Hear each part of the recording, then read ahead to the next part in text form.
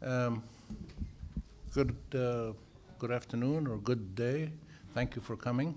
I'm Rami Khouri, Director of the Essam Faris Institute, and we're very pleased to have with us Dr. Paul Salem today to give us this latest talk in our series called the Director's Policy Series and the Essam Faris Institute. And the aim of the series is to have the directors of research centers and think tanks all across the Arab world and the Middle East share with us their views, experiences, perceptions, analyses about the role of research, the role of think tanks, the role of advocacy institutions in the region, in the Middle East and the Arab world in particular, and to explore a little bit how things are changing today and whether the roles of these kinds of institutions are changing. And Paul Salem is a perfect person to do this because he has worked in think tanks and research centers and knowledge institutions all his life. He used to be professor of political science at AUB. Then he was the founder of the first director of the Lebanese Center for Policy Studies, which is still active and functioning and doing great work.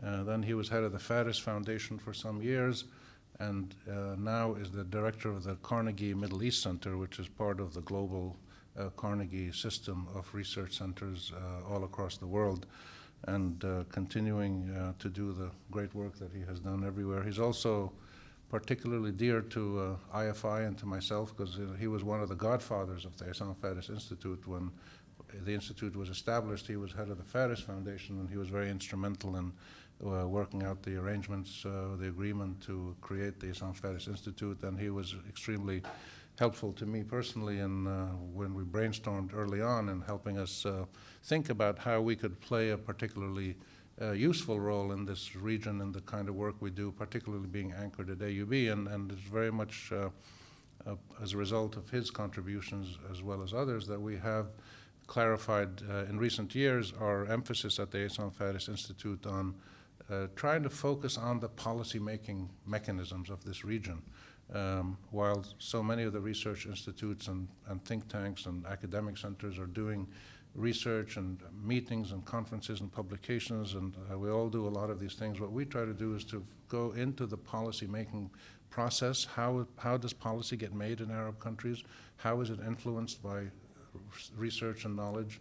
How do people advocate for policy changes? So that particular focus is very much a result of our brainstorming with Paul and other colleagues, and I'm glad to publicly acknowledge his role in that, and hopefully we will continue to learn from him today as he looks at the role of a global research institute in public policy in the Arab world. The Carnegie Middle East Center is part of a series of centers he'll talk about, and of course the Carnegie Endowment for International Peace is one of the leading think tanks in the world and has been for many years and continues to be pioneering and innovative, and they bring the capacity to have their Carnegie centers in different places in Brussels and Moscow and other places where they have centers in the US to do work on a global basis, so we will hear from him on that. So please join me in welcoming Dr. Paul Salem.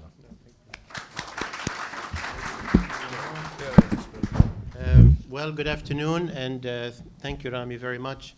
I'm so thrilled to see the Essam Faris Institute having made such enormous progress under Rami's leadership. We just visited the building, which will be finished in a couple of months, quite spectacular building on the Oval, which I'm sure will give another boost to the Essam Faris Institute and its role in AUB and in the region. So it's really exciting to see the progress it has made.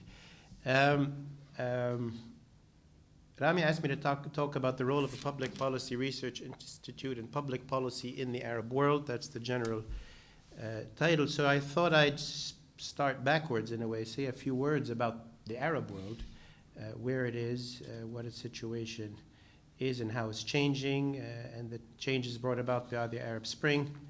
Then talk a bit about public policy reform issues in the region and what opportunities have been created by the changes. And then talk a little bit about the role of think tanks, whether they're global or local.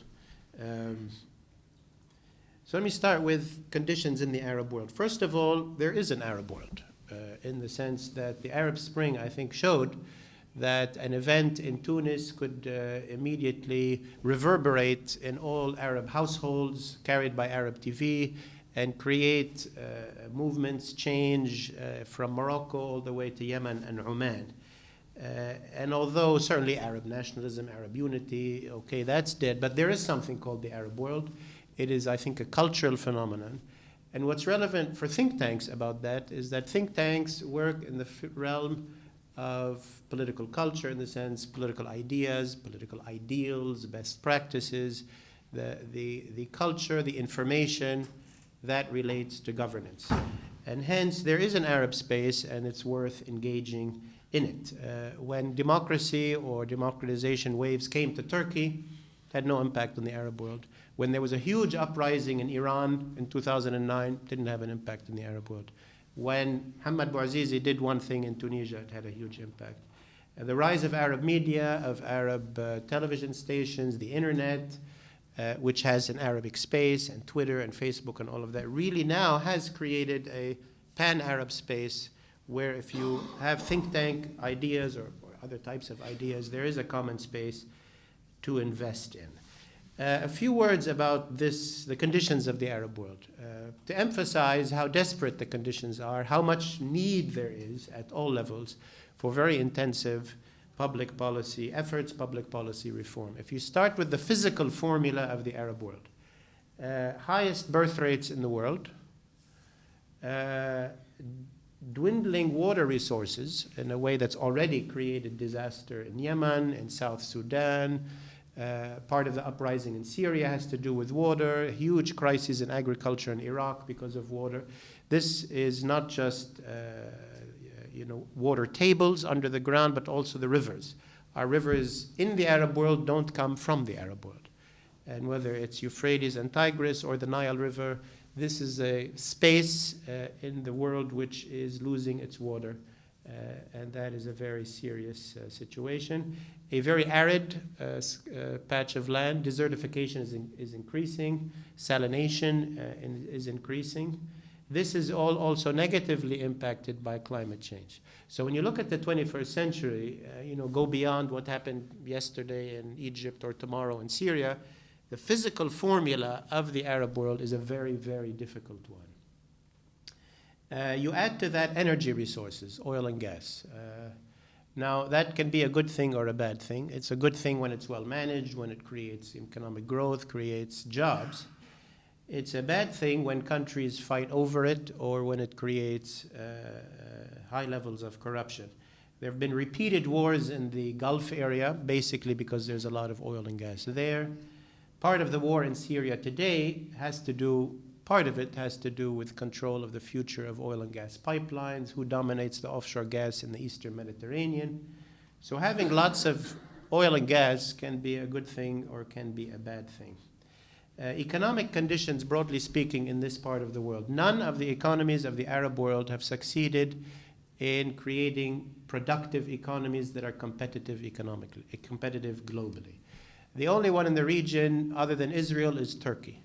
The rest either are oil states or states that survive on various kinds of rent with very low levels of economic productivity. That has meant an Arab world, except in the oil states, which has high levels of poverty. Where the growth has happened, it has been job-poor growth, growth without a large amount of job creation and not high quality of job creation. With high levels of social inequality that also had to do with the management of the economy and the dominance of certain elites. So the economic, when we go past the physical conditions, the economic conditions are quite challenging. The regional conditions, the Arab world is in the Middle East region. This region is the most ungoverned region in the world. There's no regional order, there's no regional institutions to manage it. It houses the main conflicts that you see today in the world, the old Arab-Israeli conflict, which keeps alive in various ways. You have a serious Iran-Arab, Iran-Israel, Iran-US conflict. You have a serious Sunni-Shia conflict, which is connected a little bit with Iran-Saudi Arabia conflict. And from the US, you have the so-called war on terror. And these conflicts and wars, you don't find other examples in other parts of the world. And certainly serious conflicts over resources and over stability and over security. So also when you look at the 21st century, our region is one of the most poorly governed regions, or is the most poorly governed region in the world, and that is a serious policy question. That's, come back to what policy issues could be raised. Certainly managing our region is something we've completely failed to do. In terms of political conditions, at least there's been an Arab uprising, awakening, spring, whatever you call it, to protest against the very bad conditions of governance in the Arab world. Generally, the old order was authoritarian regimes across the board. Lebanon is some strange exception. Iraq was a bit of a strange exception, certainly not successful democracies, but not exactly authoritarian dictatorships. The rule was authoritarian government of one kind or another. Crony capitalism, meaning usurping the resources of the country for a clique of people. High levels of repression and high levels of corruption, high levels of inequality. That was the norm. And that was a norm that was almost internalized in Arab societies until the very important uprisings of 2010 and 2011. And these orders were the attempts to justify them was either through Islam, that so-and-so is protecting Islam, so-and-so is a descendant of the Prophet, or simply by tradition in the Gulf. This is a traditional arrangement, and we are very traditional people, so we keep it that way. But many of the states had accepted the rhetoric of democracy without actually having real democracy. So they accept what's called facade democracy. The Arab uprisings and their results. What is the significance of these developments? Most importantly, I think it's a new Arab consciousness. The impact is, first of all, in the mind. These events, which were dramatized on TV, which had martyrs, which had, scenes from Tunisia to Tahrir Square, to Libya, to Dir'a, to Sana'a, to Bahrain, to others, and the way it was dramatized and carried on Arab television, basically, I think, impacted, the Arab individual from Morocco to Oman to Yemen to anywhere in Arabic through an Arab narrative, and has created for this generation, in other words, people who were alive when this happened, it will mark the next 10, 20, 30 years. So it's a very important mental consciousness change. It was, in effect, a demand for elected and accountable government, and a rejection of dictatorship and so on, a demand for freedom and social justice. More or less, you'd have to say that's kind of a pro-democracy, even though these were not, elaborate democratic ideas. It was a pro-democracy uprising. And so if you look at recent Arab history, it's the first time in 70, 80 years where the public has rose up and died for a set of political values which are basically democracy. If you look at the 50s and 60s, it was either Arab nationalism or communism or socialism, political Islam in other cases. So it's very important that this new set of political demands more or less relates to democratization. That is still true in Egypt, in Libya, in Tunisia, in Yemen, in most of Syria, and in other Arab countries which didn't have a revolution, but have this commitment and this new consciousness. It's true that these were pro-democracy revolutions that Islamists made the most gains in. That maybe shouldn't be most surprising. They had very organized political parties, and so they did well in elections. That's significant, that's important, that's creating debates about the place of Islam in the constitution, and there's very vigorous political debate reaching to tension and clashes in Egypt and Tunisia and possibly elsewhere about the role of religion and the role of secularism in modern institutions. But it wasn't an Islamist revolution. It was Islamist parties doing well in elections, Interestingly, the ones that did well are losing popularity because they're not able to deliver jobs and better governance in the speed they should. So it might be a mixed blessing for them. It's also true that these were youth-led uprisings, and the youth have been marginalized by them.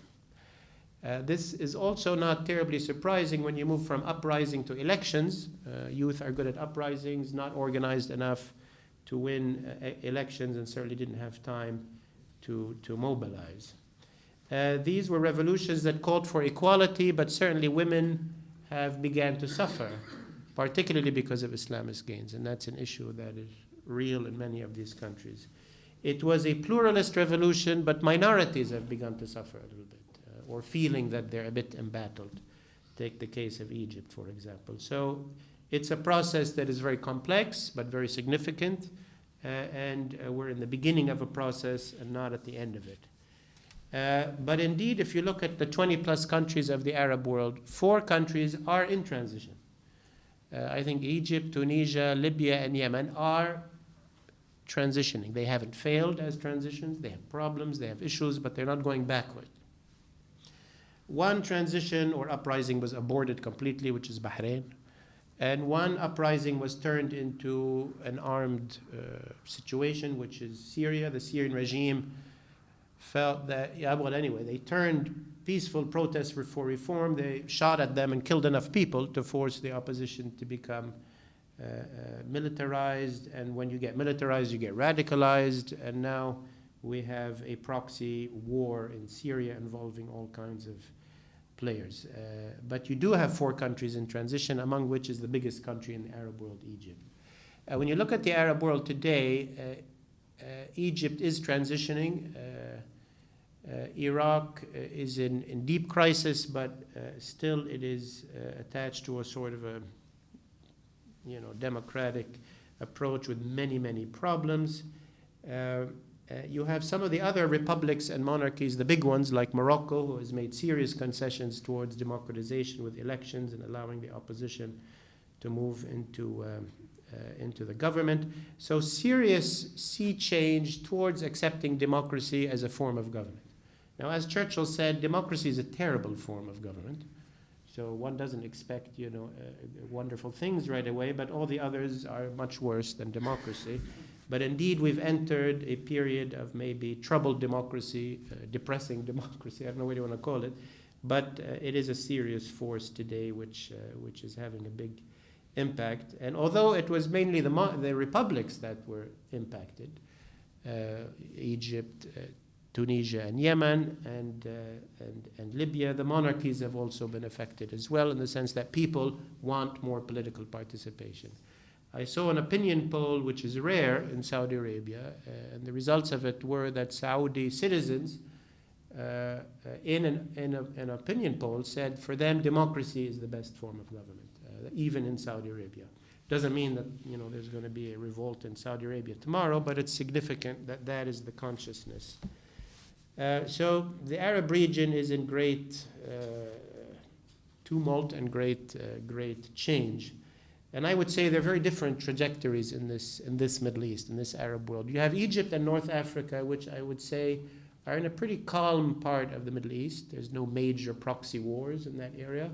You have 3 transitions, which have challenges and troubles, but are transitioning. You have Morocco, which is, managing its evolution with fits and starts, but with some intelligence, I would say.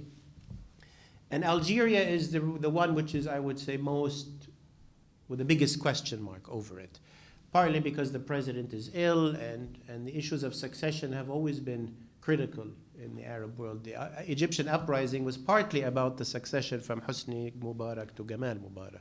The crisis in Yemen was partly about Ali Abdullah and his sons.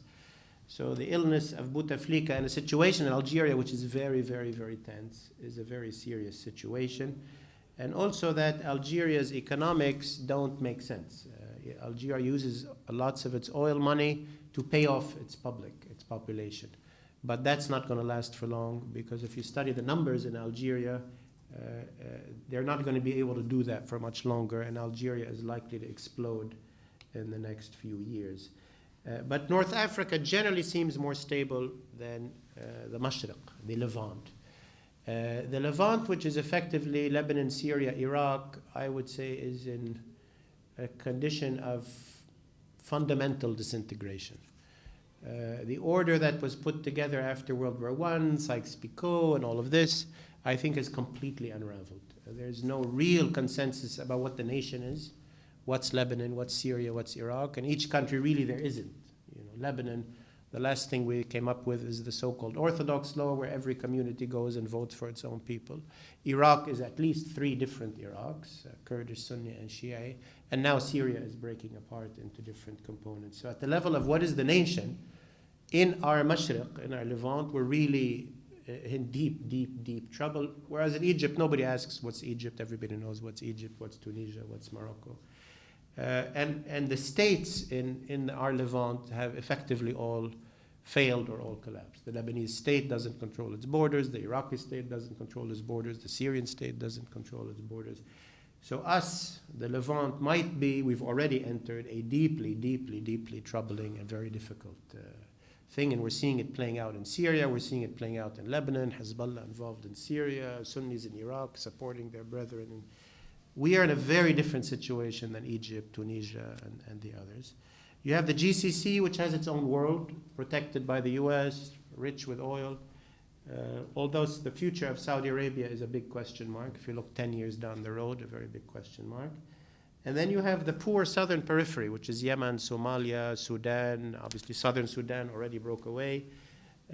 Mali, you know, areas where there's so little water, so few resources, such little governance that they're effectively failing not only as states, but in a way as societies and economies, and very, very troubled regions.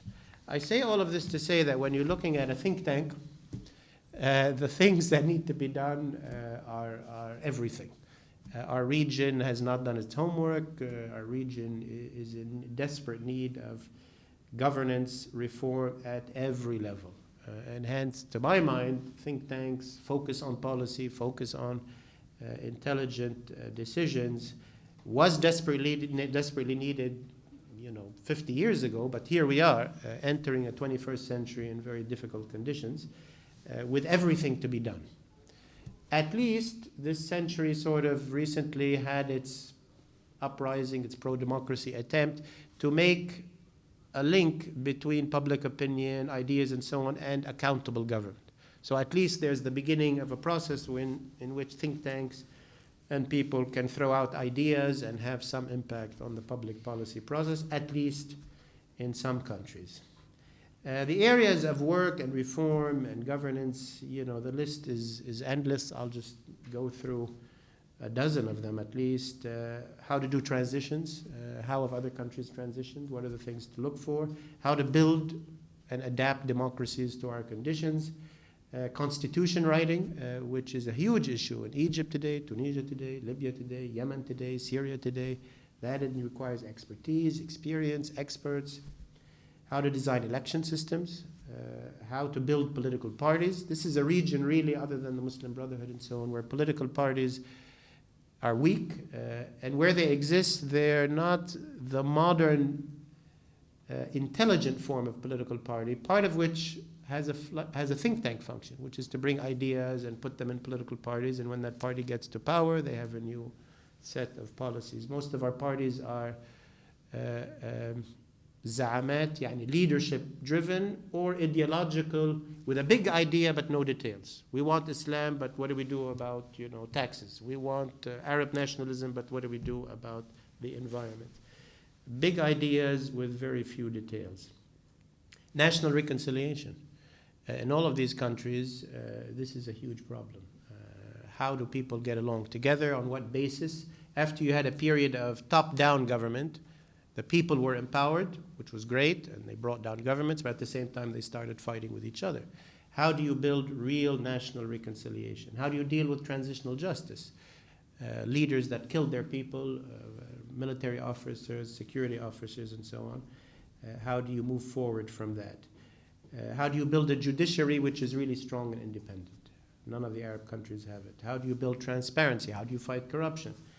How do you organize civil-military relations? Most of these countries, the military and intelligence services were governing. Now you have political parties attempting to get these under control. How do you make that transition? Economic policy, social policy, environmental policy, resource management, water, energy, educational reform. The list really is very urgent, but also very huge. The role of think tanks is not rocket science. The essence is to provide a space or a place for people to think, to work quietly and with enough time on policy issues. And it's a space which is sort of between universities and governments. And it's a new type of institution. Universities are old, governments are old. This think tank approach really emerged after World War II. And it's to provide a space for people with academic skills, but with political interest, to be away from the task of teaching or correcting papers or writing academic papers, which is different, what university professors have to do, but to be able to focus full-time on studying public policy issues with a sort of academic intelligence and a political focus. It's also a space different than government itself, which has to face day-to-day decisions and has pressures and doesn't have the time or the luxury to take 9 months to think about an issue. So it's a space in between. Its output, an attempt to impact policy, is also not rocket science, through written reports. Now you use the internet, the media, and so on, to try to impact public thinking, public opinion on these issues, and to try to impact decision makers on these issues through the various media of written word, television, radio, internet, Twitter, Facebook, any and all mechanisms that are possible, or direct meetings. So it's really somewhat straightforward. What's special about think tank work in the Arab world? Maybe not terribly different. I mean, all countries, all regions today need a hefty amount of think tank input.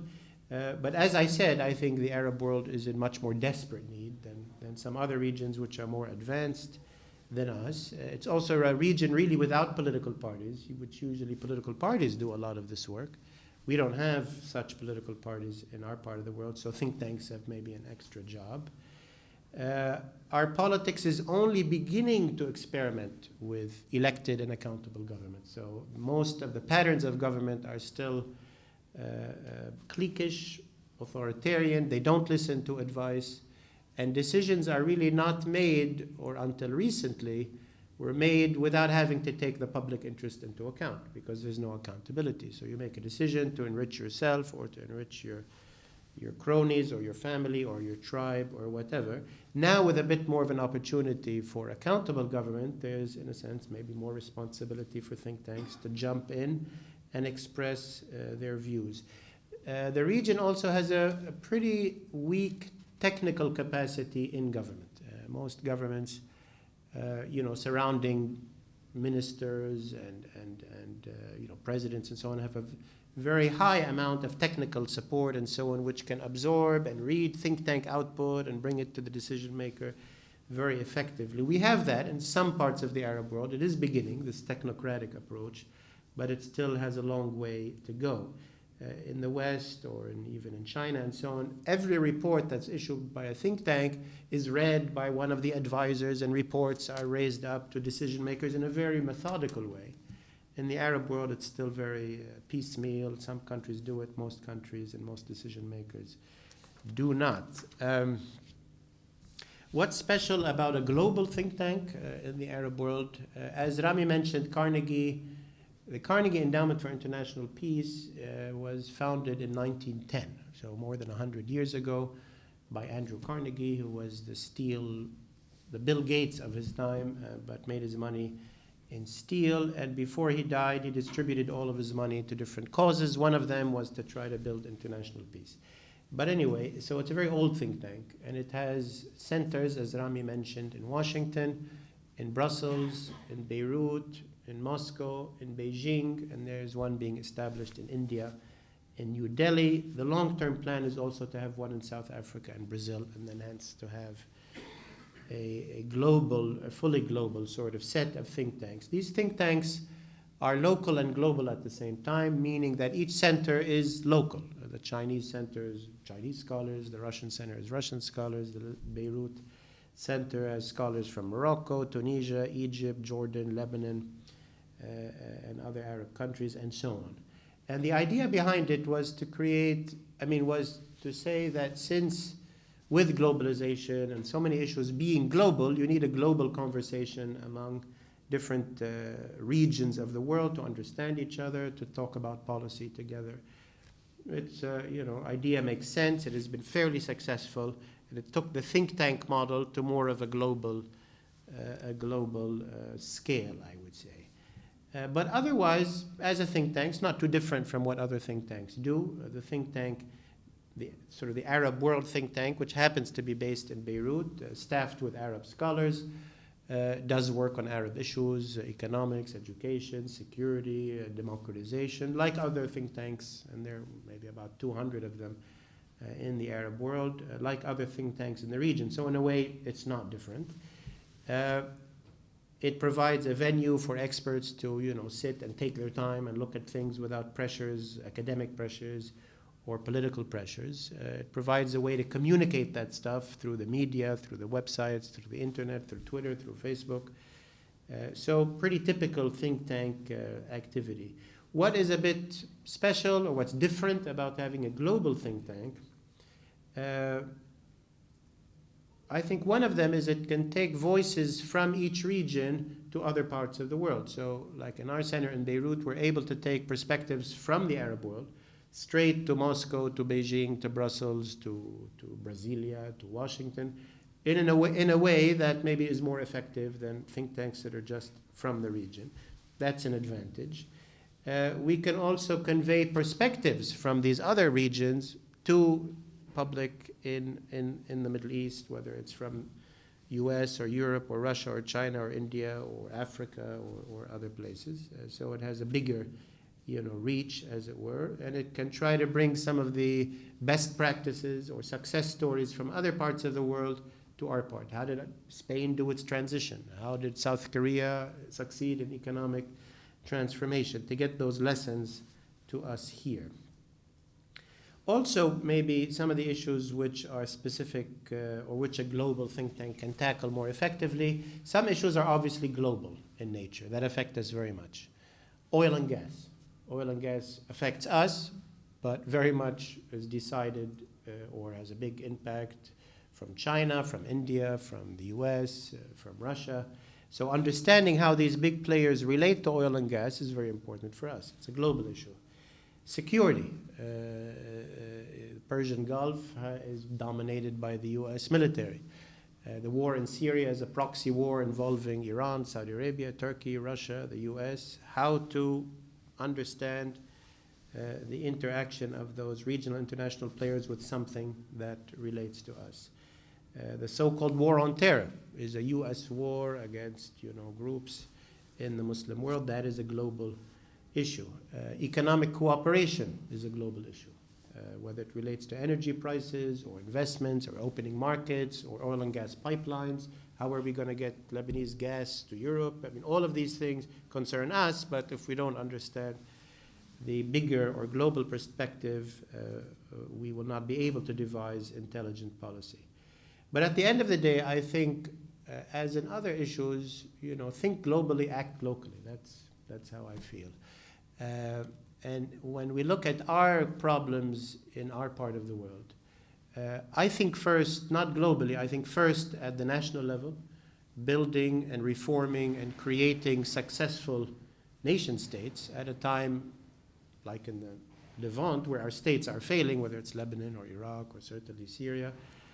So the first objective, I think, of think tanks in this part of the world is to engage at the national meaning that country. Because if you don't get your country right, forget about getting anything else right. The second level is managing our region. Effectively, everybody now is at war with everybody else. Turkey tension with Iran, Israel against everybody else, Saudi Arabia fighting Iran. It's sort of a war of all against all. It's a complete failure of regional management. And unless we take the lead, and we, I mean, Arabs, Turks, Iranians, others, and dealing with Israel and Israelis, unless we succeed better in managing and building a region which is somewhat reasonable and stable, we're not going to get anywhere, really. And then I look at the global level as sort of the third tier.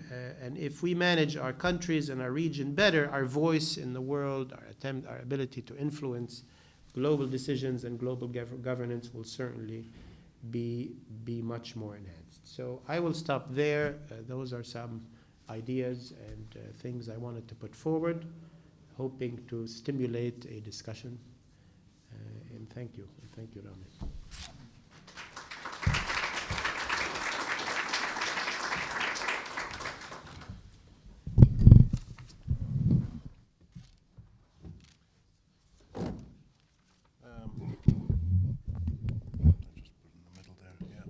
Thank you, Paul, and thank you all for being here again.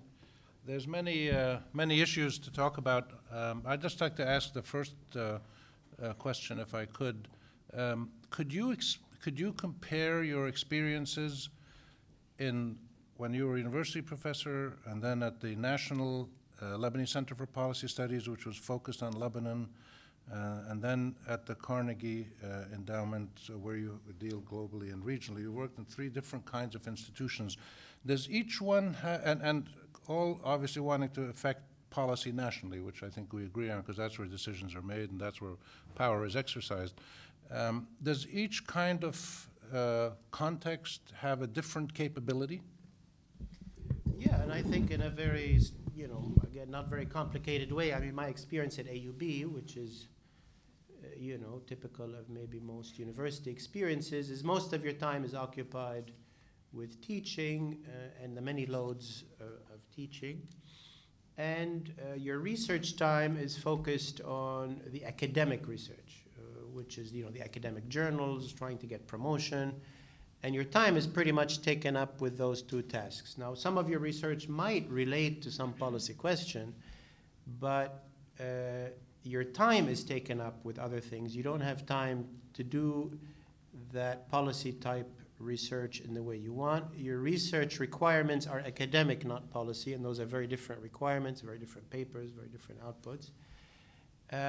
And you don't have much time to engage in the public because your job is something else.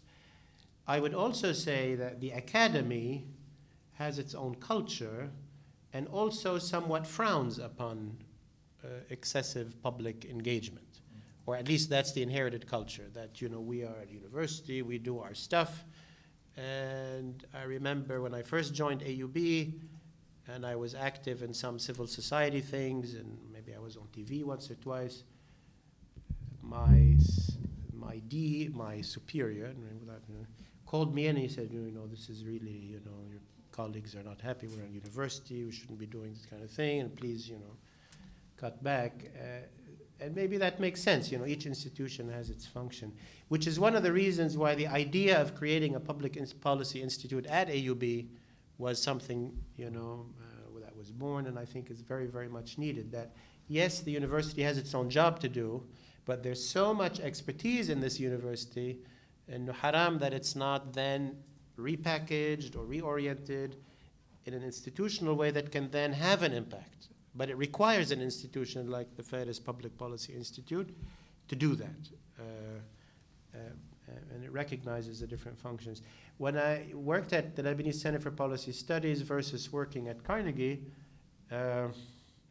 again, I think the difference is pretty straightforward. At the Lebanese Center for Policy Studies, we focused exclusively in Lebanon, on Lebanon, and hence had a very clear focus, and did a lot of work in Lebanon with civil society on election reform, corruption, local government decentralization. Now LCPS is working on the offshore gas issue, on many other issues, and has a very, national think tanks are the most important because, as I said, change will happen locally. And there's no such thing as, an Arab government. Who are you going to impact? It's different Arab governments. So that was very clear and a very, important experience. being in the Carnegie Middle East Center is a bit challenging because you're trying to deal with these three levels all the time. And that is challenging, you know. It's a Middle East Center, so you want to look at pan-Arab conditions, you know, the Arab Spring, transitions, economics, and so on. But when you have policy recommendations, they can only be to a government, and there's no Arab government, so there's kind of a mismatch between the region you're looking at and the countries you're trying to impact. But I think a center like Carnegie has been able to do two things that sort of national think tanks find it hard to do. One is to bring scholars from the whole Arab world, which most national think tanks, you know, that's not a priority. And that has created a thinking space which is valuable. You know, people from Morocco and Jordan and Yemen and Egypt and Sudan and Tunisia sitting together, learning from each other, and carrying, you know, new learning and so on. Particularly, as I said when I started, that there is an Arab world.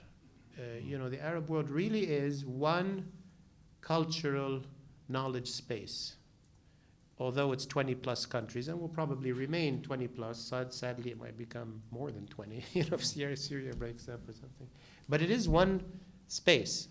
And hence, if knowledge or political values or you know, know-how advances in the Arab world, it sort of advances cumulatively.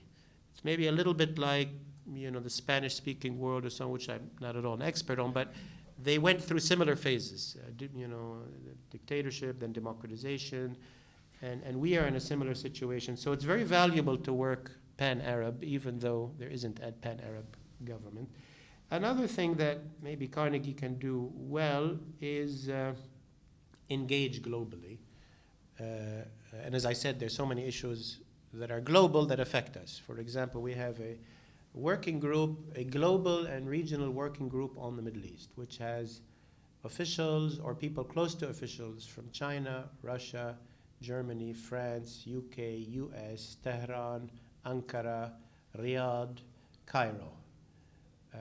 And I may be missing a couple of capitals, but this group meets regularly and discusses developments in the region. Obviously, recently it's been focused a lot on the war in Syria. I would say part of the meetings in this group had something to do with the recent Russian-American initiative on Syria, because the people who've been meeting in this global working group on the Middle East are very then close to decision makers in Moscow and DC and so on. So a center like, you know, a global center can bring global players to focus on certain things, and that's much harder for national players to do. What I'm happy about being at Carnegie is that because Carnegie is, you know, it's very established and has the resources to develop and learn best practices and so on, and that I found that by joining Carnegie, I learned a lot of things about how good think tanks should work, how you manage them, how you fundraise, how you do your websites.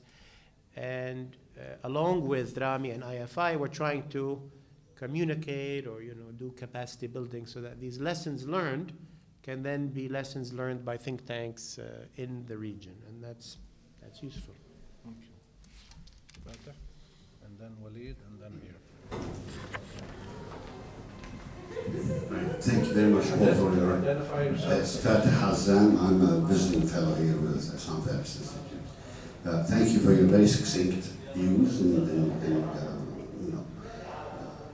summary of the situation in the region and of the role of public institutions. I have a couple of questions to follow up on. One to follow up on what you've said. The growing role of public policy institutes in actually reaching the policymakers, given that the policy decisions are made either by in a highly centralized fashion by individuals or on the basis of ideology, but not on the basis of data and you know, giving analysis of the situation in whatever sphere. If that is growing, as you said, if there is kind of it is happening slowly. Can you elaborate a bit more on that? Do we have examples now in the region where an output of a think tank or of a policy research institute has actually had an effect in one way or another on policy? It'd be interesting to see, and if, you know, where is that going? The other question I have is to focus more on the public aspect. Do you see a role, can there be a role that think tank, such as Carnegie or Islam Faris or others, engage more with the public, other than just doing a seminar or an event that is open to the public, but rather actually engage with public perceptions, public views, public needs, public demands in certain policy areas? Because I don't see a lot of that, this idea of everyone, the beneficiaries, for example, those who are subjects of policies, actually having a view and a say in what these policies are. In terms of, impact, and maybe examples of impact, well, one example is in Lebanon. Civil society and the think tank, the Lebanese Center for Policy Studies, which I worked at, did a lot of work in the 90s on election laws and election reform. As a result of that work, the Senora government in 2005 appointed a national commission and put in it the 3 people who had worked at the LCPS on election laws, which was Ziad Baroud, myself, and Nawaf Salam.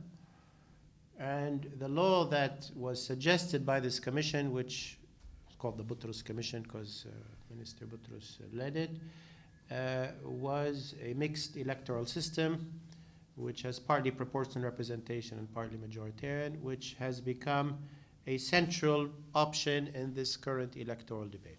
So that's, for example, one example of a little think tank who really changed the debate on election systems. And the election system is the most important law in a country other than the Constitution in general. That's one example which think tank led to change.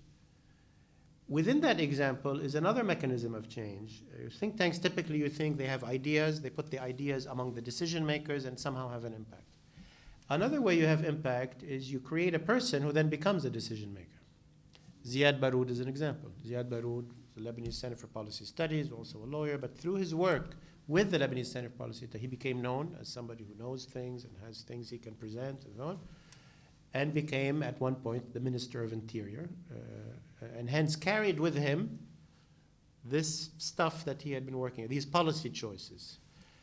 A similar example, 1 month ago, a Jordanian economist who's been at the Carnegie Center for 4 years, Brahim Saif, worked on labor issues, women in the economy, informal sector, regional economic integration, a whole bunch of things.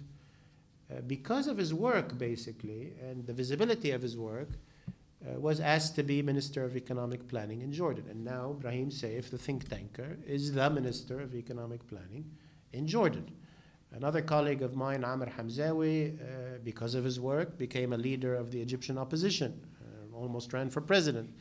Another colleague who is a Moroccan economist, works with us, is now a member of the Moroccan Prime Minister's Economic Planning Committee. So producing people is also very important. Because the people then carry with them this stuff. Another example in Lebanon is local government and administrative decentralization. If you remember, in the 1990s, the government and parliament did not want to hold local elections. They just didn't want to. Because why should they? They usurp all the money, all the power, and why have elections and have other people be elected? And if you remember, they kept postponing local elections, saying, the conditions are not right, the south, the north, security. The LCPS, the Lebanese Center for Policy Studies, reached out to other NGOs and created, if you remember, a movement called Baldati Baladiyati, thank you, which then brought together over 100 NGOs and had a national campaign and effectively shamed the political class into holding local elections finally in 1998. That was born in a think tank, that idea. There is right now a committee that has been meeting for 6 months in the presidential palace to complete a draft law on administrative decentralization. It is led by Ziad Baroud, based on work done in the mid-90s on decentralization and local government. It includes Sami Atallah, the current head of the Lebanese Policy Studies Center. And the work that was done is now being drafted into the draft law that hopefully when we have a government and a new parliament, we can actually have administrative decentralization. So I think the space is actually much more open than we think, even in seemingly authoritarian situations. I mean, Lebanon is sort of an authoritarian system. You know, you have 5 guys who decide everything, you know. But, and in other countries it was, you know, from the days of Mubarak, it was authoritarian. But one trick or one thing is that even authoritarian rulers need solutions to problems, obviously, to continue to have a, you know, reasonable situation. So when you have an intelligent idea that's well developed and you can put it forward, even in an authoritarian system, unless it completely, you know, threatens their, you know, existence, they might take it up. You know, this has happened in telecommunications and, let's say, business issue reform. There's a lot of things you can work on, even in an authoritarian system. I have found, in my experience, the deficit often is on the side of think tanks. And usually, because it's such a new experience and so on, they throw out ideas which are just maybe not studied enough, not implementable enough. They sound nice, but you know, you need to do a lot of work for something really to be implementable. And people, maybe if they come from a civil society background or just an academic background, you know, they haven't yet elaborated their proposal in a way that's realistic. So they said, we want democracy. Like, fine, but what does that mean? Which type of election laws and so forth? So there's a lot of homework that needs to be done in think tanks. But if the think tank makes a very good product, it could have a pretty decent impact. On engaging with public, I fully agree. The 2 obvious ways is working with civil society groups, which the Lebanese Center for Policy Studies does, and other think tanks in Egypt and Tunisia. You know, it's a think tank, but they work with the human rights NGO, they work with the women's NGO, they work with the rural NGO to create a network which then which is part of the public, but then is a network which is in the public, engages the public. Also, working with the media. You know, luckily, for some reason, the Arab world, we have a lot of media. We didn't before, now we do. And they're hungry for content. You know, they'll put anything on TV. So if you have something to say, you can say it on TV. And TV is viewed and is a very important mechanism. Most policy ideas that I have found have resonated with decision makers, like presidents and prime ministers. I met a few, like the Yemeni prime minister. He said, yeah, I saw you on Al Jazeera and you said this and that. He might not read a report, you know, but most of them watch TV. And we're a TV viewing public, I guess, in the Arab world. So using this open source TV is important. And then there's, of course, internet and all of that. So the public is accessible through networks of NGOs, through the media, and one needs to access it, definitely. Can I just add one little thing to answer that question? Actually, from our experiences working with think tanks over the last 3 years all around the region, research centers, one of the ideas that came out of several of our meetings was that think tanks now can play a role of taking all of these sentiments and demands and ideas from the public and somehow channeling them into policy proposals to be a link between the public and the policymaking community. So if people on the street saying we want dignity, we want freedom, those are vague, powerful ideas. What do they mean in practical terms? What are the priorities that people, so what does dignity mean? You need a job, you need clean water, you need good health care. To take a broad concept and translate it into practical policy relevant ideas that governments can actually implement if they want. And this is one of the areas where we're doing continuous work to try to figure out together with other think tanks and researchers, how do we play that role?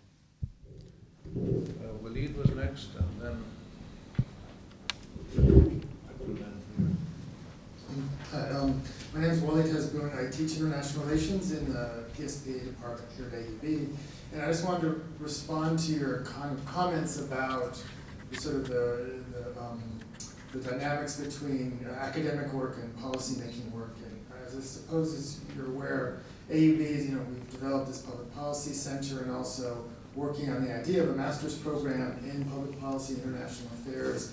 And in some ways, the current method seems to be developing it not in its own separate policy school, but sort of integrated with the existing academic structures. Now, if that'll change, I'm not sure, but sort of proceeding along the lines of working with the academic faculty in a maybe sort of cooperative way that engages in these policy concerns and policy training. And so I think the administration is sort of sees it within a kind of interdisciplinary sort of mode. So I think they're kind of encouraging that as opposed to this kind of separation. And you find in the U.S. that I think think tanks have taken over sort of the policy, informing, and academics basically work out of think tanks as opposed to academics, and it's worse in the Middle East. So one thing about PSBA, I think we're much less people focus on Lebanese politics, and so there's a wider range of issues and sort of going along these ways. So I just wanted to sort of mention that. And if there was a question, it would be if you had advice about, is this a dangerous thing? Should these things be separate? Can they work together? I mean, we find it useful because especially with a master's program and having students who are often not going to academia but going into NGOs and policymaking, the connection seems to make sense for this institution in this particular place. But I was wondering if you just had any comments about that. But mostly I just wanted to mention that. No, I mean, I agree with, and I'm encouraged by what you say also, and I know I've been following it, throughout. And most universities, have made the, as AUB is now doing, to have a public policy institute. They often have an MA program. Many of the leading universities around the world now have that. To create that balance, I think academia has its own, building knowledge per se is very valuable function, and that needs to remain the main thing of an academic institution. Then create within this institution a public policy think tank and an MA program to have some of the focus on impact through public policy on today's societies, whether it's in Lebanon or other countries. And the fact that at AUB, more than other universities, and this is good, it's done an integrated, or it's being done an integrated approach, that people from all faculties are linked to the IFI, and somebody working in the engineering faculty on water also has an opportunity to engage as a public policy thing, not just as a paper he will present in the global water, technical conference somewhere around the world. I think AUB is on the right trajectory. Inshallah, it'll continue like that.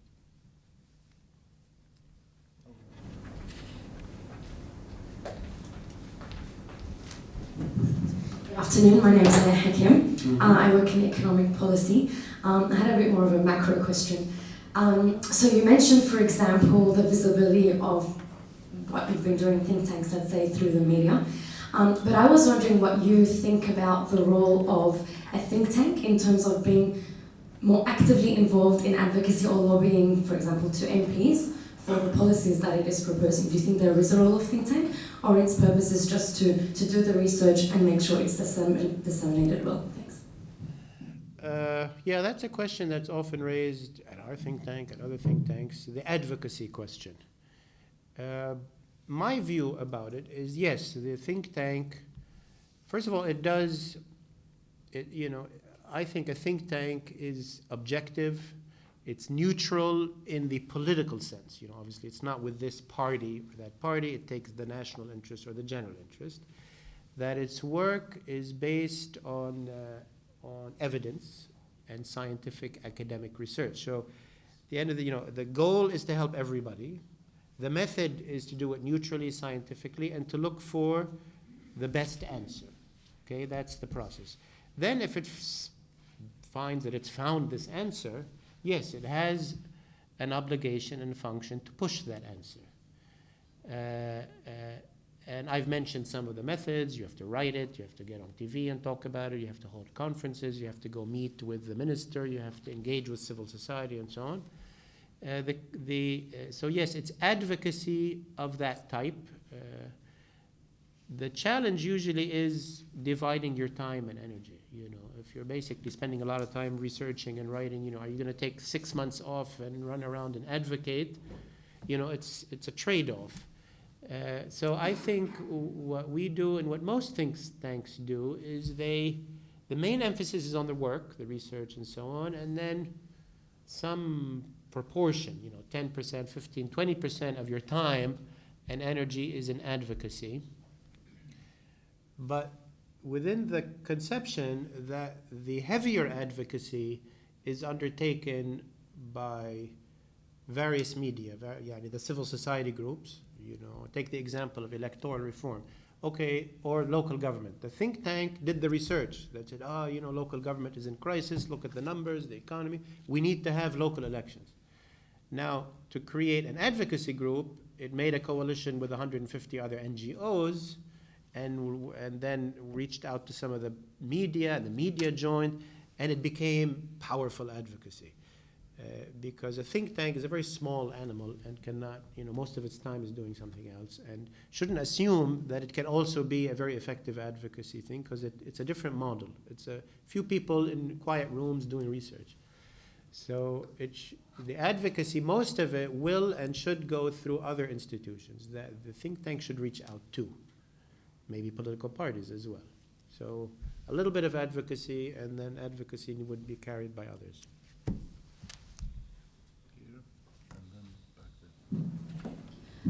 Hello, my name is Farah Abdel-Sater from the International Labour Organization.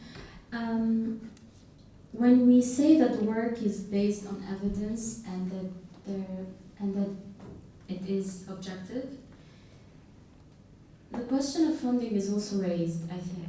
Mostly in the Arab world, at this particular time, we heard a lot of ongoing talks regarding international funding of institutions. I want to specify a question regarding the objectivity or the margin of freedom of the academics themselves when studying a certain question or preparing a certain recommendation. How much does the international funding affect those academics? How much they have a margin of freedom, a real freedom? I'm not only talking about Carnegie, but I'm also talking about most of those 200 or so think tanks for the Arab world. Mm-hmm. No, that's a very important question. Very important question. It raises a number of issues, sort of to talk about it. One, obviously, the issue of funding. Think tanks, like every institution, have to pay salaries, have expense, so they need money. And in the Arab world, think tanks, many of them were created by governments. And obviously that has problems. If you're a government think tank, you need to respond to what the government wants. They're not completely free, and that's a problem. Other think tanks, many of them, like Lebanese Center for Policy Studies, Iran, and Carnegie, which is a global think tank, which is a bit different, but take like the Lebanese Center for Policy Studies and a number of others that I know in the region, have gotten most of their funding from the West, from Europe and the United States, because those countries have established funds, and they also have private foundations which have this interest and have money to be given. Now that is, could be a problem, and is a problem, and sometimes not a problem. In what senses? First of all, it is certainly a perception problem, first of all. You're getting money from the West, hence you're doing some Western agenda or something. And many governments, and now some of the opposition in the Arab world, uses that to attack civil society groups or women's groups or think tanks. And this is funded from the West, it's a conspiracy, and you stop doing it. The challenge for think tanks or any institution really, and regardless of where they get their money from, is their integrity. To my mind, the challenge in the Arab world, and I'm on the board of the Lebanese Center for Policy Studies, we're trying to do this. The challenge is to get more funding from our societies. Like the Lebanese Center for Policy Studies, we're holding fundraising dinners, try to get Lebanese people with money to put some of this money not for a new, car or vacation in Marbella, but pay some money for the future of the country. It's difficult, but it's beginning, getting more money from Lebanese businessmen. Obviously, there's tons of money in the Gulf. Not much of it gets into civil society or think tanks. That's a problem. That's a challenge. So Arab think tanks should get more money locally. But even then, that could be a problem. If some rich Lebanese gives you money, maybe he wants something politically. So I think the real challenge for all think tanks around the world and all civil society groups, when facing this difficult task of fundraising, is to have integrity, obviously have transparency mechanisms, and to have, accountability internally so as really to preserve their mission. And I would say many groups in the Arab world have that integrity, and whether they get their money from some rich guy in Kuwait or a rich foundation in the US, it is a challenge. But I would say most of the think tanks I know and the civil society groups that I know in the Arab world are doing amazing work, very, very, selfless, nationalistic, and so on. Now, when we say they're objective and neutral, nobody is, obviously. I mean, I'm not neutral. I want democracy. I want, there are things, no, I'm not neutral about. And nobody's neutral in that sense. It so happens that a lot of the goals that some of these sort of secular civil society groups, those goals happen to intersect with a lot of Western goals. Now, there are a lot of Islamist NGOs who happen to intersect with some Qatari money and some Saudi money and Kuwaiti money. Yeah, that is the nature of the situation. It requires, I would think, integrity and so on. So they're not really objective in that sense. But the value added, when I say objective or evidence-based, the value that a think tank brings to the table is not a loud voice or lots of people or money. What is their value added?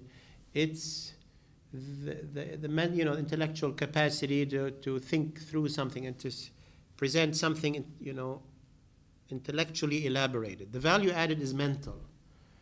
And hence when I say evidence-based, scientific, technical, we all want democracy. But let's look at election laws and figure out technically which one will get us the best result. We all want social justice, but let's figure out how to manage budget deficits, fuel subsidies and food programs that make sense technically on paper.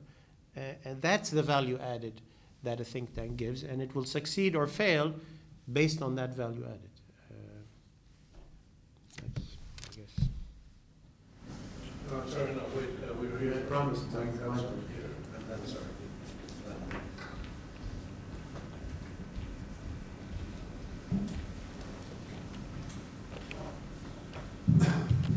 Michael Hudson from the National University of Singapore, visiting here for a few weeks at IFI. And my question really is a follow-up to the last two questions that were asked. Having come from Washington, where I spent a long time at Georgetown University, it's a place where think tanks proliferate. And I guess my question is something about the culture or the perception of think tanks. So it gets part to the question of advocacy, part to the question of funding, and so on. But I'd be interested if you could make any sort of specific comments about specific think tanks of importance in the Arab world in that respect.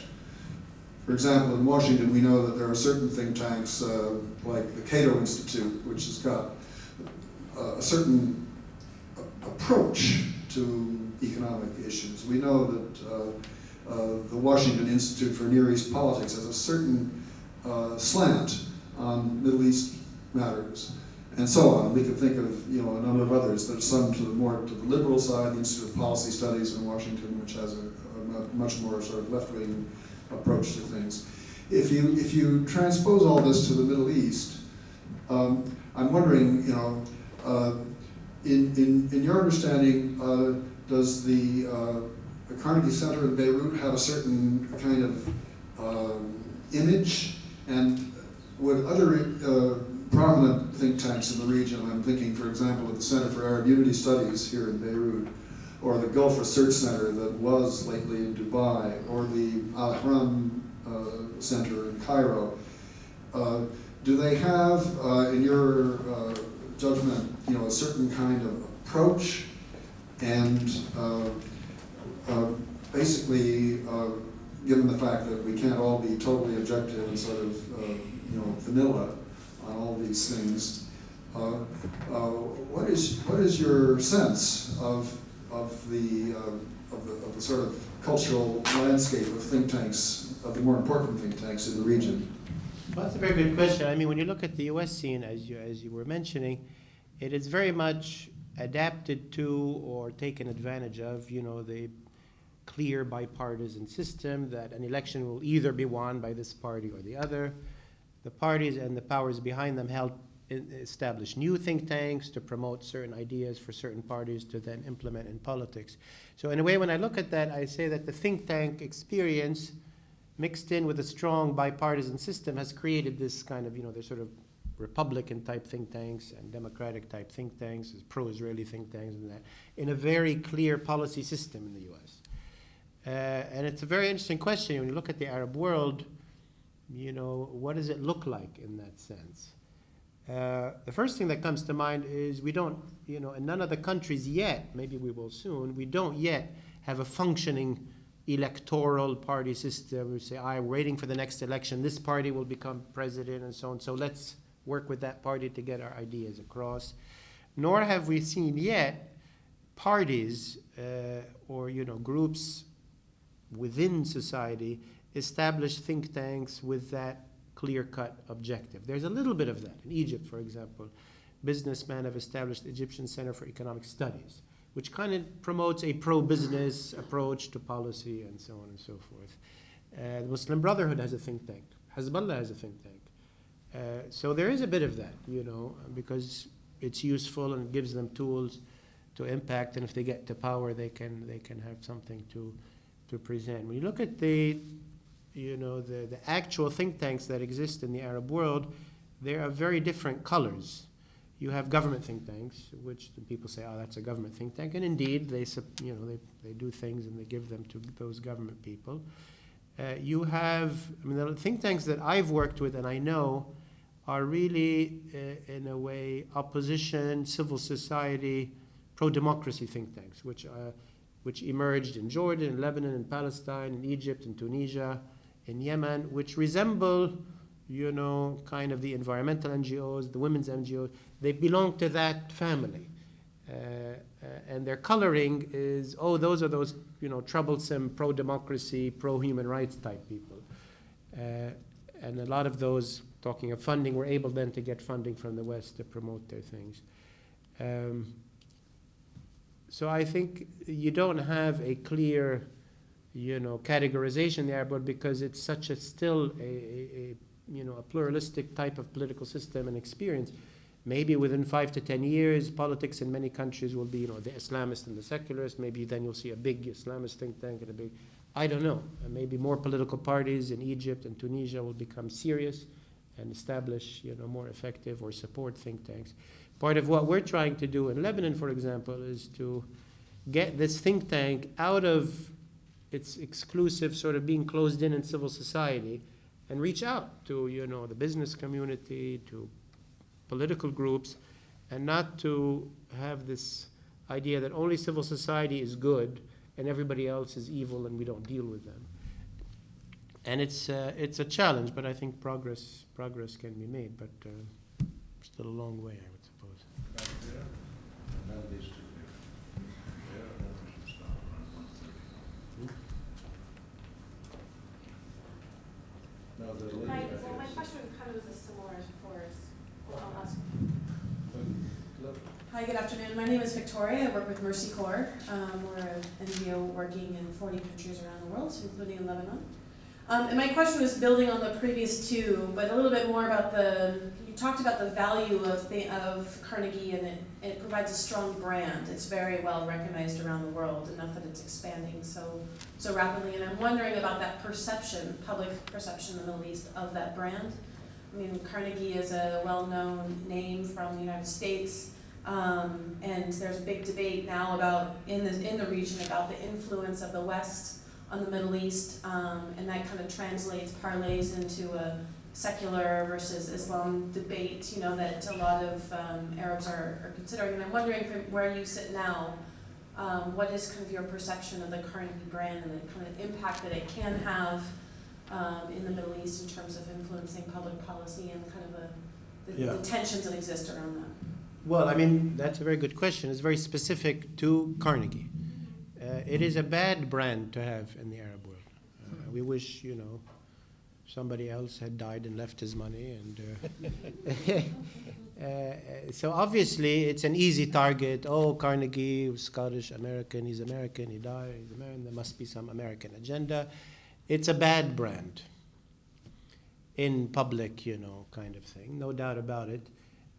It's sort of, I sometimes, because I was, sort of born and raised in AUB, is it a good brand to be the American University of Beirut? Maybe not among some people in the region. But like AUB and Carnegie, in a small way, people, most informed people, still in the general public, and you say, oh, Carnegie, a U.S. conspiracy, will always be like AUB must be some conspiracy by the Americans to do X, Y, and Z. But really for the intelligent public and for the people who count at least, the intelligentsia throughout the region, like AUB, Carnegie has become known by the people who are in it and the work that it does. And those people and the work that has been done has become very, very credible among people who are really assessing things seriously. Like AUB, yes, maybe it's called the AUB, but look at its great education, people know that. So Carnegie is a bad name to have. What's good about it is two things actually. One, in the region, if a lot of the things that we write are read in a worried fashion by Arab rulers because they think, oh no, somebody in the West is going to read this, like say the Jordanian king or government, if we write something about Jordan, if we were just an Arab think tank or Lebanese, he said, who cares, who's ever going to read this, what impact it's going to have?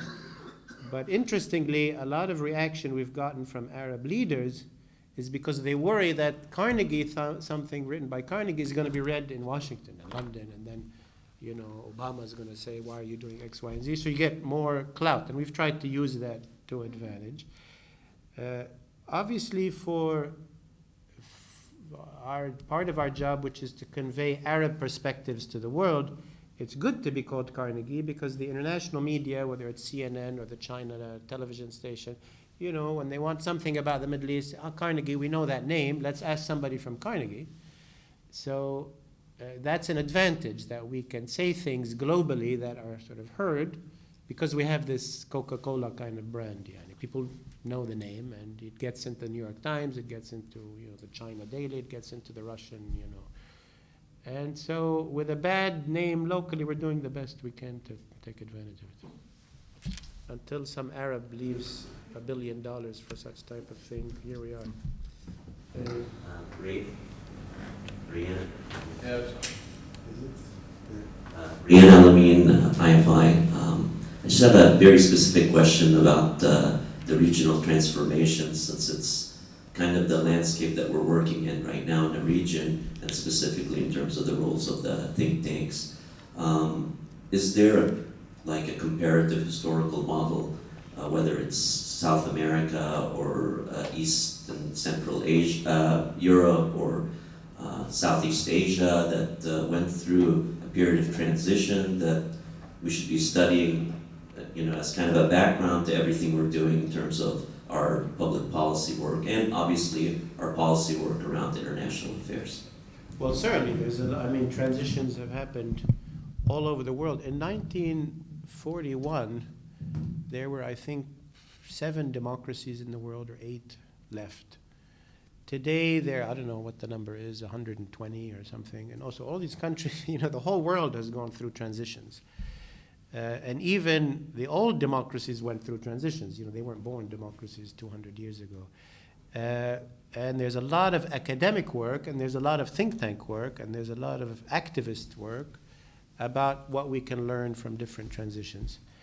Even though, obviously, every transition is unique and is different because every country is different, but there are obvious lessons and a lot of knowledge to be taken on all of the things that I mentioned, constitutions. There's a whole science of constitution issues, and if you do this happens, do that. How to organize your first election, how to build political parties, how to create an independent judiciary after it was a judiciary that used to be appointed by a guy, Mubarak or so on. How to get the military out of politics. All of these issues, yes, many countries have gone through it, no, there's no like formula, and here it is, go implement it and it'll work. So it's very complicated, and because each country is so different.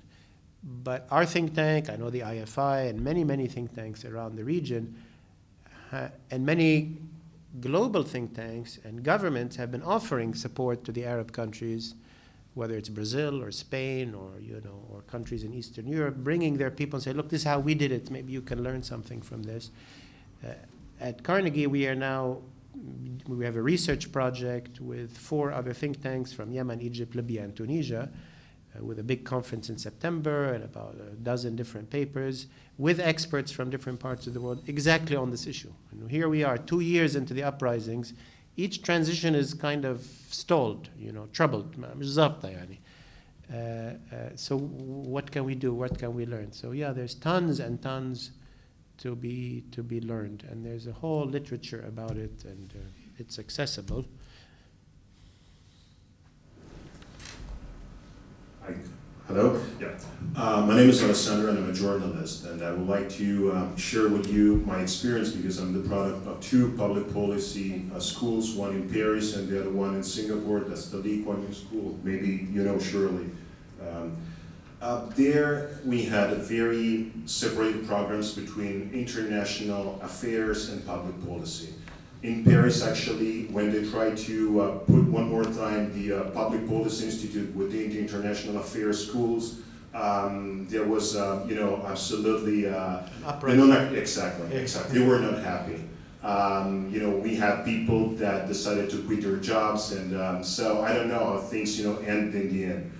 And in Singapore, where I had my 2nd year of studies for the master, I remember that our program was very business oriented. It was a public policy master, but with a very strong business connotation.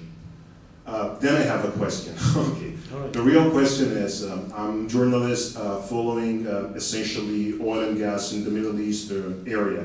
So I would like to know more about you mentioned before that the Carnegie is monitoring something with reference to the frenzy interest that there is now in Lebanon about oil and gas. So I would like to know more, and because I recently participated, for example, to 2 conferences. One where there were oilmen, where they had their mindset very slow paced in a certain way, and the other one a couple of days ago where we had a lot of politicians, Lebanese, and it seemed that they already had the resources in their hands. So I would like to know something more about, especially what does Carnegie intend to do? Well, a few words on the oil and gas. We do research on it, and we publish it as best we can. But certainly the East Mediterranean offshore gas finds are enormous and huge and are transformative for not only the countries and economies of the region, if we manage it right, but for the geopolitics of the region.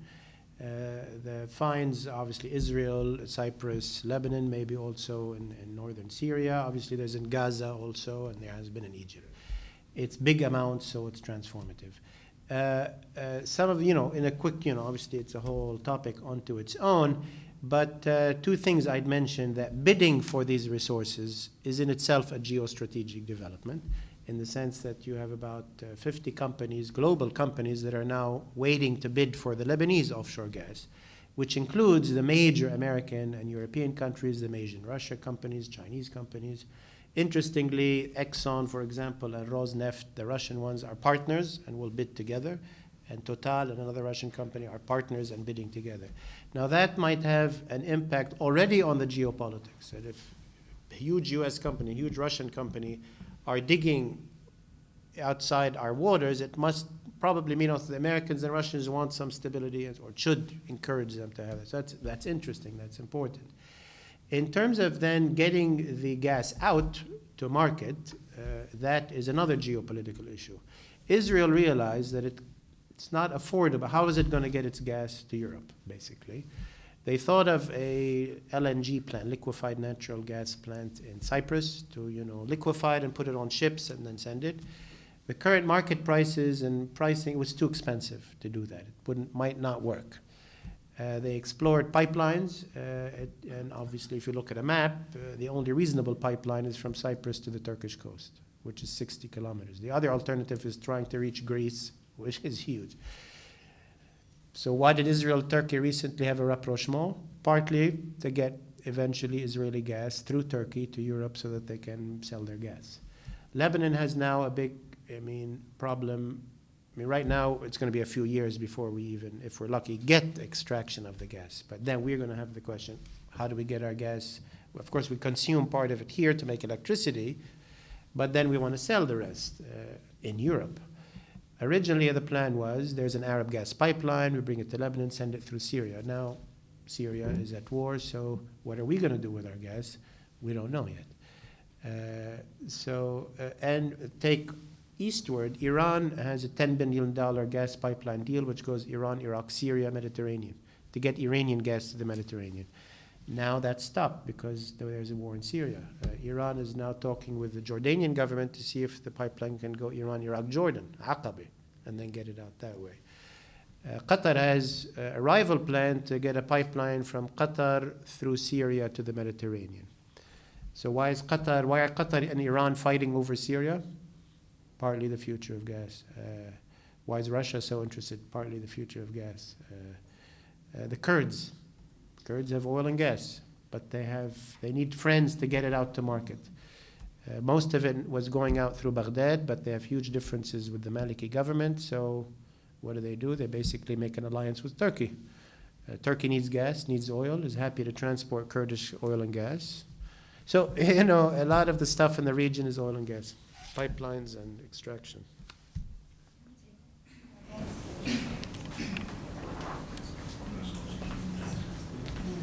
Thank you. Yeah. Hello, my name is Anwar Shirti. I'm working on my thesis in the Public Administration Department here at AUB. I wanted to ask you several questions, but I'll narrow it down to one. I was very interested to know more about the tactics concerning policy in Lebanon, like advocacy, especially campaigning. We see a lot of campaigning going on in Lebanon, and the role of the media, and especially that my thesis pertains to policy and media. But I'll narrow it down more to women's NGOs organization. I know at Carnegie, you do have special scholars working on this topic, but your opinion, in a country such as Lebanon, with archaic laws, going all the way back to the French mandates and Ottoman Empire, what can NGOs and think tanks do together to work on this nationality law? I mean, they're campaigning, they're using the media, but as you know, a lot of the members of the parliament disapprove of this. So what could happen in this policy case? What needs to be done? Well, let me say, the Arab uprisings proved that the people have power. Okay, the Arab uprising proved, even in a country like Egypt or something, if you get enough people together, you can change anything. There was an improvement concerning the nationality law. Still has a long way to go. I'm just talking about power and capacity. So the general response is you can change anything, because if you get enough people together, they have much more power than a government or a politician or a party. The challenge is getting those people together.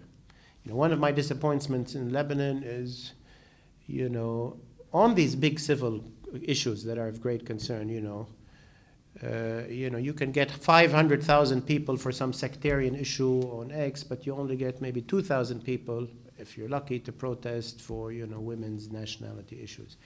So I would say the Lebanese system is very changeable and reformable, but and I would say the space in Lebanon is wide open. You can talk to anybody and organize anything.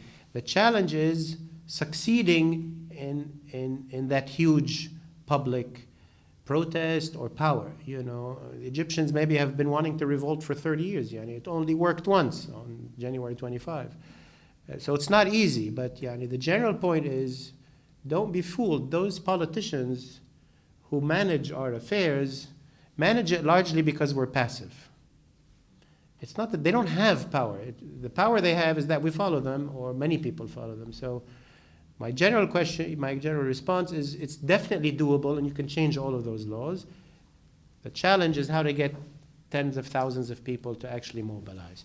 Now, tactically, the toolbox is maybe well known. You work with NGOs, reach out to sympathetic media, do a campaign, fundraise locally, encourage people, It's all the toolbox that activists throughout, you know, the 20th century in all countries tried to do. Sometimes they succeed in having a huge revolution and change everything. Sometimes they fail. But certainly we can do a lot. Yani. And there have been success stories in Lebanon. The last one is civil marriage, which took a completely different approach, by the way. The civil marriage thing that finally we had one couple married civilly in Lebanon. They didn't do the protest, change the law thing. They used a loophole in the law. And they simply got two people married, and now you have a precedent. Now, in effect, I guess any two people can get married through a civil registry. So that was a different tactic that was used. Whether the marriage is civil or not at the end of the day is their issue. Thank you, Paul. Thank you all for coming, and please join me in thanking Paul. Thank you. Merci, Rami. Yeah.